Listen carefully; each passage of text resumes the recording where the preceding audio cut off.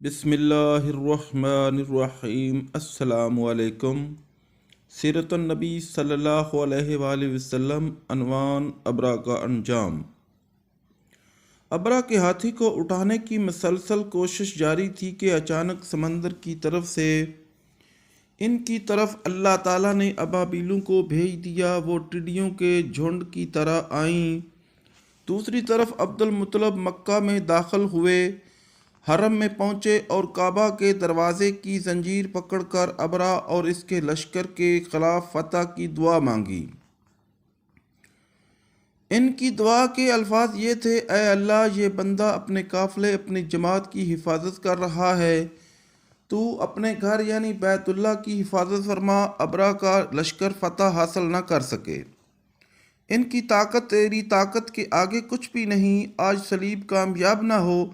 صلیب کا لفظ اس لیے بولا کہ ابرا عیسائی تھا اور صلیب کو عیسائی اپنے نشان کے طور پر ساتھ لے کر چلتے تھے۔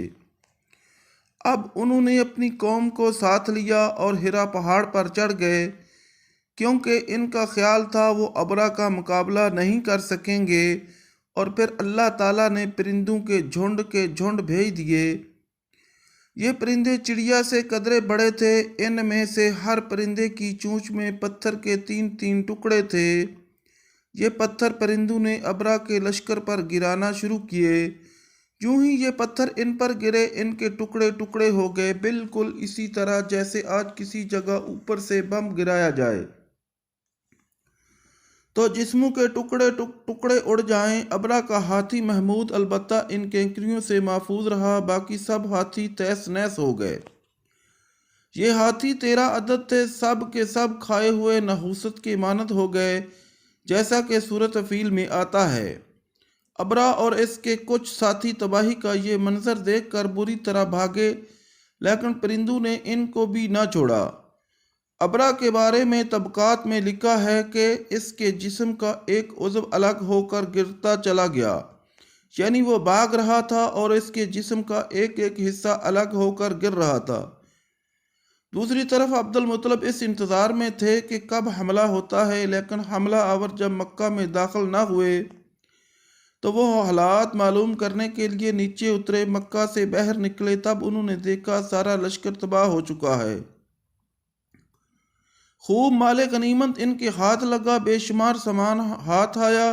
مال میں سونا چاندی بھی بے تحاشا تھا۔ لشکر میں سے کچھ لوگ ایسے بھی تھے جو واپس نہیں بھاگے تھے، یہ مکہ میں رہ گئے تھے۔ ان میں ابرا کے ہاتھی کا محاوت بھی تھا، جو محمود کو آگے لانے میں ناکام رہا تھا۔ ہمارے نبی حضرت محمد صلی اللہ علیہ وآلہ وسلم اس واقعے کے چند دن بعد پیدا ہوئے۔ آپ جس مکان میں پیدا ہوئے وہ صفا پہاڑی کے قریب تھا۔ حضرت کعب اخبار رضی اللہ تعالیٰ عنہ روایت کرتے ہیں کہ میں نے تورات میں پڑھا تھا کہ رسول اللہ صلی اللہ علیہ وآلہ وسلم کی پیدائش مکہ میں ہوگی۔ یہ کعب پہلے یہودی تھے، اس لیے تورات پڑھا کرتے تھے۔ دنیا میں آتے ہی حضور صلی اللہ علیہ وآلہ وسلم روئے۔ حضرت عبد الرحمن بن عوف رضی اللہ تعالیٰ عنہ کی والدہ کہتی ہیں کہ جب حضرت آمنہ کے ہاں ولادت ہوئی تو میں وہاں موجود تھی۔ آپ صلی اللہ علیہ وآلہ وسلم میرے ہاتھوں میں آئے، یہ غالباً دائیا تھی، ان کا نام شفا تھا۔ فرماتی ہیں جب آپ میرے ہاتھوں میں آئے تو روئے۔ آپ کے دادا عبد المطلب کو آپ کی ولادت کی اطلاع دی گئی، وہ اس وقت خانہ کعبہ کا طواف کر رہے تھے۔ اطلاع ملنے پر گھر آئے، بچے کو گود میں لیا۔ اس وقت آپ کی والدہ نے ان سے کہا یہ بچہ عجیب ہے، سجدے کی حالت میں پیدا ہوا ہے، یعنی پیدا ہوتے ہی اس نے پہلے سجدہ کیا، پھر سجدے سے سر اٹھا کر انگلی آسمان کی طرف اٹھائی۔ عبد المطلب نے آپ کو دیکھا، اس کے بعد آپ کو کعبہ میں لے آئے، آپ کو گود میں لیے رہے اور طواف کرتے رہے، پھر واپس لا کر حضرت آمنہ کو دیا۔ آپ کو عرب کے دستور کے مطابق ایک برتن سے ڈھانپا گیا، لیکن وہ برتن ٹوٹ کر آپ کے اوپر سے ہٹ گیا۔ اس وقت آپ اپنا انگوٹھا چوستے نظر آئے۔ اس موقع پر شیطان بری طرح چیخا۔ تفسیر ابن مخلد میں ہے کہ شیطان 4 مرتبہ چیخا۔ پہلی مرتبہ اس وقت جب اللہ تعالیٰ نے اسے معلوم ٹھہرایا دوسری بار اس وقت جب اسے زمین پر اتارا گیا، تیسری بار اس وقت چیخا جب حضرت صلی اللہ علیہ وآلہ وسلم کی پیدائش ہوئی، اور چوتھی مرتبہ اس وقت جب نبی کریم صلی اللہ علیہ وآلہ وسلم پر سورۃ فاتحہ نازل ہوئی۔ اس موقع پر حضرت حسان بن ثابت رضی اللہ تعالی عنہ کہتے ہیں، میں 8 سال کا تھا، جو کچھ دیکھتا اور سنتا تھا اس کو سمجھتا تھا۔ ایک صبح میں نے یثرب یعنی مدینہ منورہ میں ایک یہودی کو دیکھا، وہ ایک اونچے ٹیلے پر چڑھ کر چلا رہا تھا۔ لوگ اس یہودی کے گرد جمع ہو گئے اور بولے، کیا بات ہے، کیوں چیخ رہے ہو؟ یہودی نے جواب دیا، احمد کا ستارہ طلوع ہو گیا ہے اور وہ آج رات پیدا ہو گئے ہیں۔ حضرت حسان بن ثابت رضی اللہ تعالی عنہ بعد میں 60 سال کی عمر میں مسلمان ہوئے تھے۔ 120 سال کی عمر میں انہوں نے وفات پائی، گویا ایمان کی حالت میں 60 سال زندہ رہے۔ بہت اچھے شاعر تھے۔ نبی کریم صلی اللہ علیہ وآلہ وسلم کی اپنے اشعار میں تعریف کیا کرتے تھے اور دشمنوں کی برائی اشعار میں بیان کرتے تھے۔ غزوات کے موقع پر اشعار کے ذریعے مسلمانوں کو جوش دلاتے تھے۔ اسی بنیاد پر انہیں شاعر رسول کا خطاب ملا تھا۔ حضرت کعب اخبار رضی اللہ تعالی عنہ فرماتے ہیں کہ میں نے تورات میں پڑھا ہے کہ اللہ تعالیٰ نے حضرت موسیٰ علیہ السلام کو حضرت صلی اللہ علیہ وآلہ وسلم کی ولادت کے وقت کی خبر دے دی تھی، اور حضرت موسیٰ علیہ السلام نے اپنی قوم بنی اسرائیل کو اس کی اطلاع دے دی تھی۔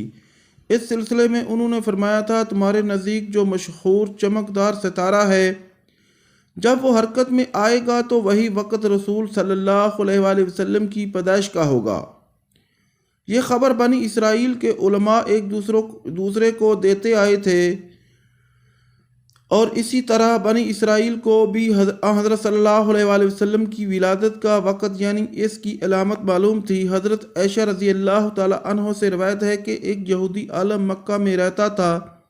جب وہ رات آئی جس میں حضرت صلی اللہ علیہ وآلہ وسلم پیدا ہوئے تو وہ قریش کی ایک مجلس میں بیٹھا تھا۔ اس نے کہا، کیا تمہارے ہاں کوئی بچہ پیدا ہوا ہے؟ لوگوں نے کہا، ہمیں تو معلوم نہیں۔ اس پر اس یہودی نے کہا، میں جو کچھ کہتا ہوں اسے اچھی طرح سن لو۔ آج اس امت کا آخری نبی پیدا ہو گیا ہے اور قریش کے لوگ وہ تم میں سے ہے، یعنی وہ قریشی ہے۔ اس کے کندھے کے پاس ایک علامت ہے، یعنی مہر نبوت۔ اس میں بہت زیادہ بال ہیں، یعنی گھنے بال ہیں، اور یہ نبوت کا نشان ہے، نبوت کی دلیل ہے۔ اس بچے کی ایک علامت یہ ہے کہ وہ 2 رات تک دودھ نہیں پیے گا۔ ان باتوں کا ذکر اس کی نبوت کی علامات کے طور پر پرانی کتابوں میں موجود ہے۔ علامہ ابن حجر نے لکھا ہے کہ یہ بات درست ہے کہ آپ نے 2 دن تک دودھ نہیں پیا تھا۔ یہودی عالم نے جب یہ باتیں بتائیں تو لوگ وہاں سے اٹھ گئے۔ انہیں یہودی کی باتیں سن کر بہت حیرت ہوئی تھی۔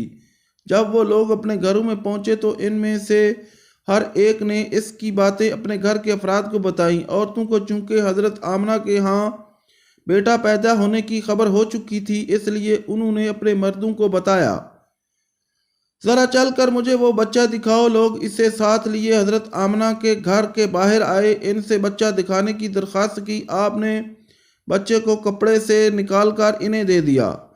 لوگوں نے آپ کے کندھے پر سے کپڑا ہٹایا۔ یہودی کی نظر جو ہی مہر نبوت پر پڑی، وہ فوراً بے ہوش ہو کر گر پڑا۔ اسے ہوش آیا تو لوگوں نے اس سے پوچھا، تمہیں کیا ہو گیا تھا؟ جواب میں اس نے کہا، میں اس غم سے بے ہوش ہوا تھا کہ میری قوم سے نبوت ختم ہو گئی، اور اے قریشو، اللہ کی قسم یہ بچہ تم پر زبردست غلبہ حاصل کرے گا اور اس کی شہرت مشرق سے مغرب تک پھیل جائے گی۔